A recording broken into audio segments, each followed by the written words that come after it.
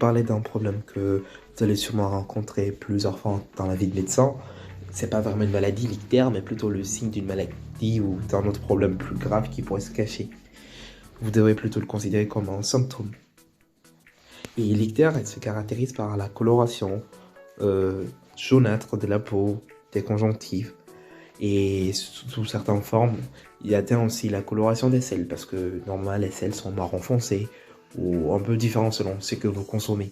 Parce qu'en prenant certains médicaments, vous pouvez avoir des selles jusqu'au bleu, au doré, d'autres choses, du vert.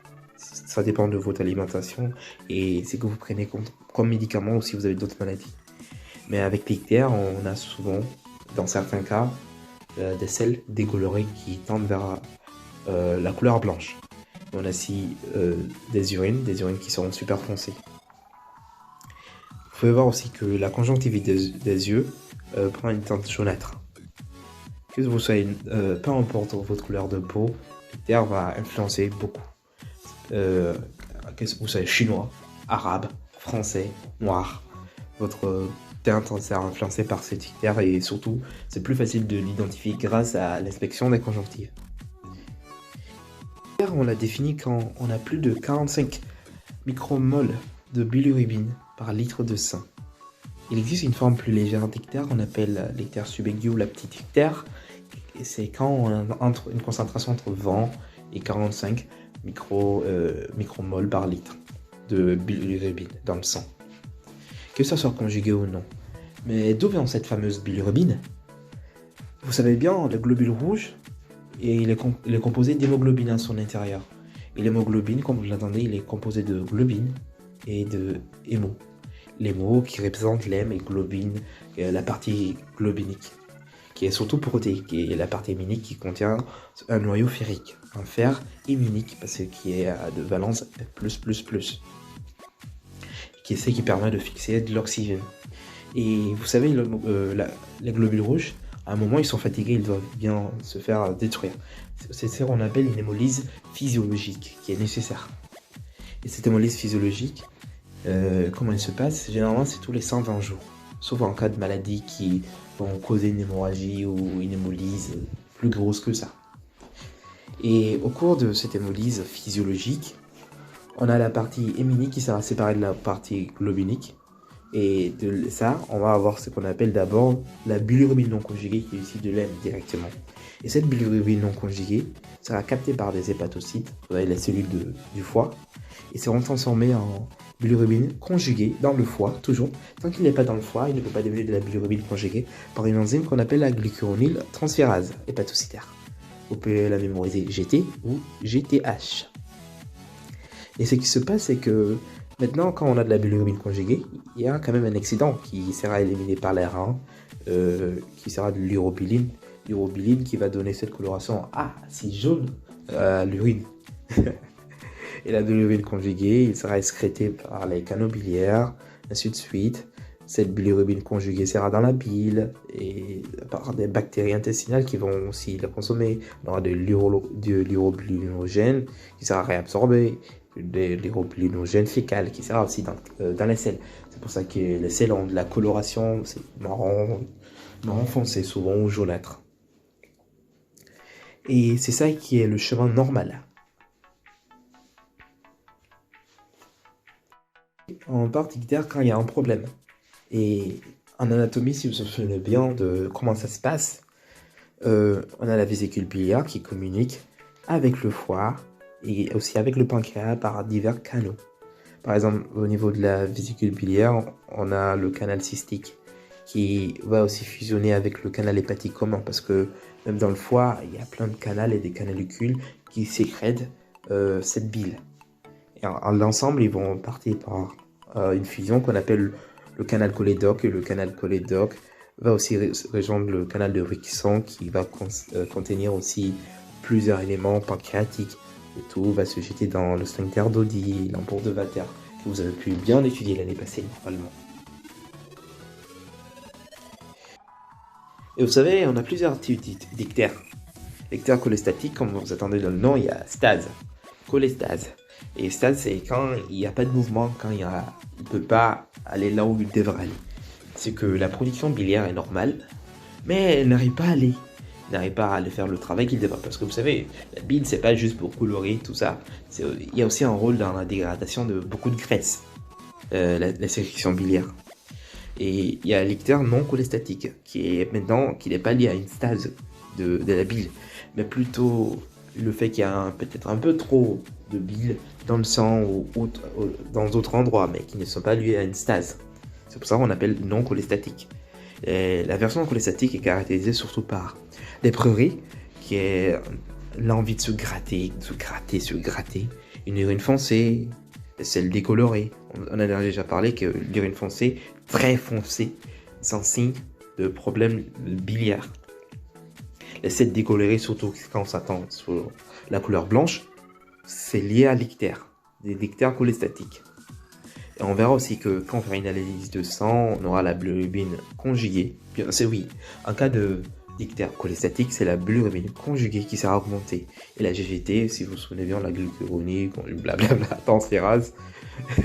Et la PAL, qui est une enzyme que vous allez voir, qui est la phosphatase alcaline, qui sera augmentée aussi. Cholestatique, c'est surtout caractérisé par de la bilirubine non conjuguée. Parce que la conjugaison, ça ne concerne pas surtout la conjugaison, ça vient de l'étape avant la conjugaison. C'est de la bile non conjuguée qui circule en trop. Et là, la coloration des urines, tout ça, ne sont pas très influencées.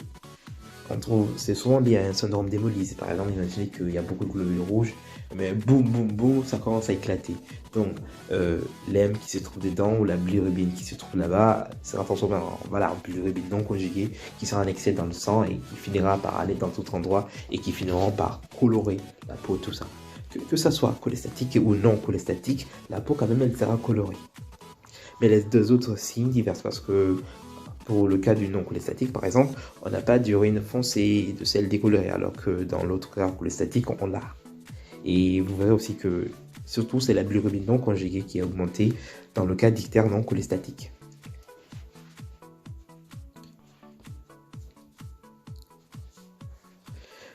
Si on continue, on verra que même dans l'ictère cholestatique, il y a plusieurs types, il y a plusieurs cas qui sont totalement différents.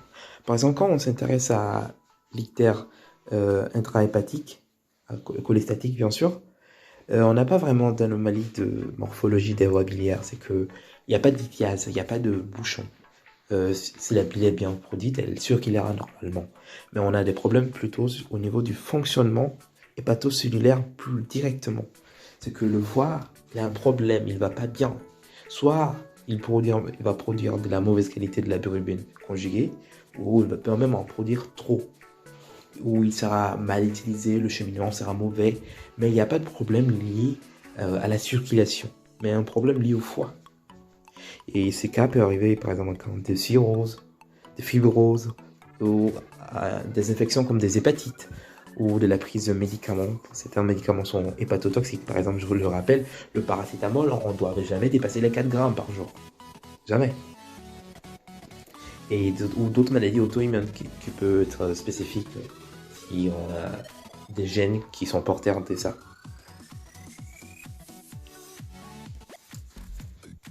Maintenant, on peut s'intéresser aussi à l'ictère extrahépatique. Elle est liée surtout à la morphologie des voies.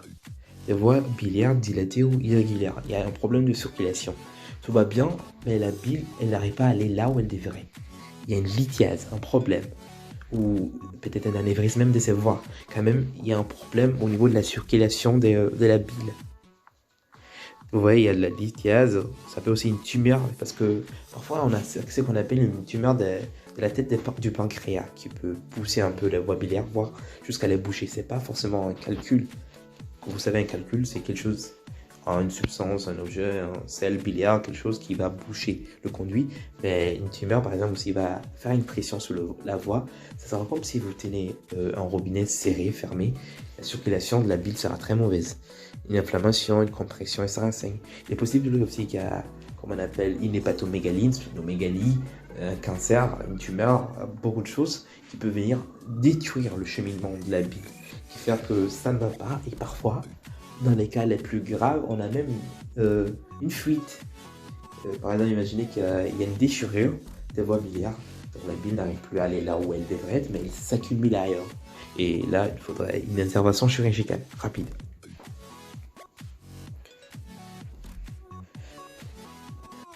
Des types de ictères cholestatiques. Maintenant, on va parler des ictères qui sont non cholestatiques et qui ne sont pas liés à une cholestase. On a surtout l'ictère hémolytique et l'ictère non hémolytique. Quand on s'intéresse à l'ictère hémolytique, on verra que c'est soit souvent corpusculaire, c'est que le globule rouge en soi a un problème, une mauvaise formation et qu'il y a une hémolyse. Il s'est détruit tout seul ou quelque chose d'autre le détruit. Mais à cause de son corps, à cause de l'hémoglobine elle-même surtout, où elle sera corpusculaire, qui n'est pas liée directement à l'hémoglobine, qui peut être toxique ou auto-immun. Non hémolytique de l'ictère non cholestatique, ça concerne surtout ce qu'on appelle les maladies de Crigel-Najjar et la maladie de Gilbert. Nous devons revenir en arrière pour voir ce qui se passe en fait. L'enzyme qui transforme normalement la bilirubine non conjuguée à la bilirubine conjuguée, c'est essentiel, il faut la connaître, la glycuronyl-transférase hépatique. Normalement, dans la maladie de Gilbert par exemple, elle est très faible, sa présence est très faible, elle est partiellement absente ou à des taux variantes, mais qui n'est pas suffisant pour assurer une fonction normale. Alors, c'est ça qu'on appelle la maladie de Gilbert. C'est un problème génétique de naissance, normalement. La personne naît avec cette insuffisance d'enzyme. Dans le cas de la maladie de Crigel-Najjar, il y en a deux types. Soit il n'y en a pas du tout, soit il y en a juste un tout petit peu. Et voici donc la fin de ce petit discours, ce petit cours sur les problèmes liés à l'ictère et l'ictère en soi. Merci de m'avoir suivi.